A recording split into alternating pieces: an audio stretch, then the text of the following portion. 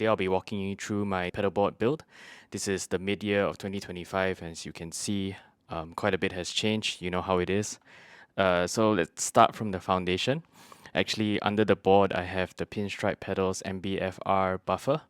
I'm using output 1 because I find that output 2 was a bit too bright for my taste, so this keeps my signal pristine through the whole chain.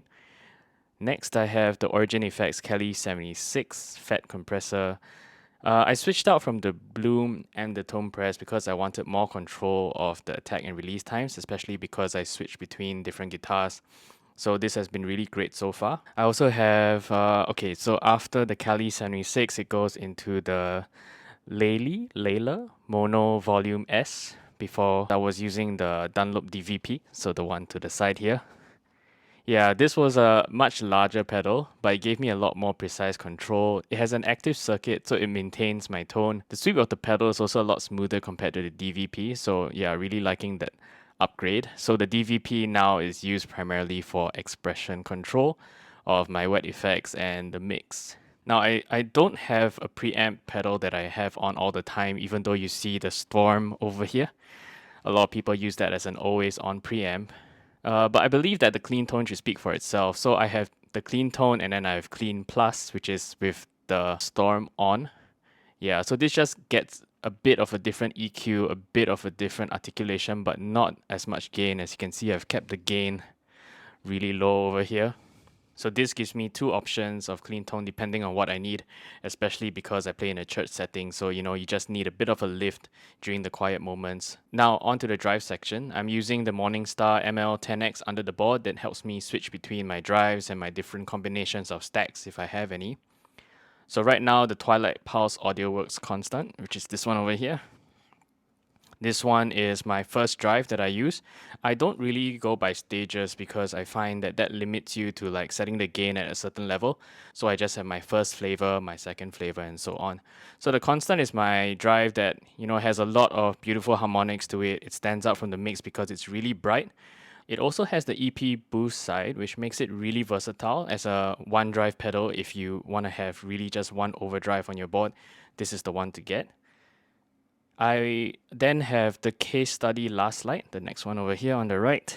Now this one has a special punch to it that is quite unique to the overdriver circuit. So the Lastlight compared to the Sound of Justice, compared to the RX, does this the soonest in the sweep. So I kept it on my board just because I really like the punchy mid-gain tones that it gives me. And it has exceptional note definition, so it's really good for lead work, stacks really well with the Constant. So yeah, I normally stack the Constant into it for some of the lead lines, and it really has a thickening effect to the EQ. After that, I have the Twilight Pulse AudioWorks Proxima. This is my highest gain stage pedal, which is this one over here. So this pedal actually adds quite a bit of saturation to the tone, but keeps things sounding really clear because it's a soft clipping fuzz, so it doesn't get too muddy. And I actually stack the Constant into it to give it some high-end boost, and this was actually recommended by Kit, the builder himself, and it's been working out really well so far. And right here, the white pedal over here, you have the Benson Germanium boost. The Germanium boost basically ties everything together. It's not your typical transparent boost. It adds a flavor of saturation and is pretty explosive, so I keep it on 6 to 7 most of the time. And it's actually on every single preset that I have, so I can just switch it on if I need that extra boost anytime I need it. Now I've also added an Audition Loop, which allows me to swap pedals in and out depending on what I'd like to experiment with. So coupled with the ML10X, I can actually place it anywhere in the chain. So right now I have this HX1 over here, which is basically a Swiss Army knife, it can do anything. And I haven't really set it up yet because I just got it a week ago.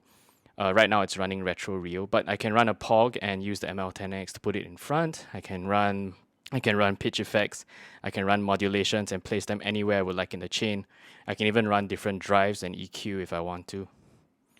Yeah, so the slot is positioned where I can easily swap out pedals and try something else even if I wanted to. So it fits like a big pedal like the Daily Driver, this big boy, can fit over here as well. So yeah, it's a really versatile slot and allows me to experiment whenever I need to. And it's a stereo slot, so I can even put in stuff like the Strymon EC1 or the Brig, stuff I want to try. Hint, hint, Strymon. Yeah, so wet effects on the top row over here, I have the Hologram Microcosm and the Meris LVX and Mercury X. The microcosm adds some dimension to my swells, and I use it to add some chaos to my fast picking. I'll try to demonstrate that later in the sound bites. This thing does so much and I barely scratched the surface of what it can do.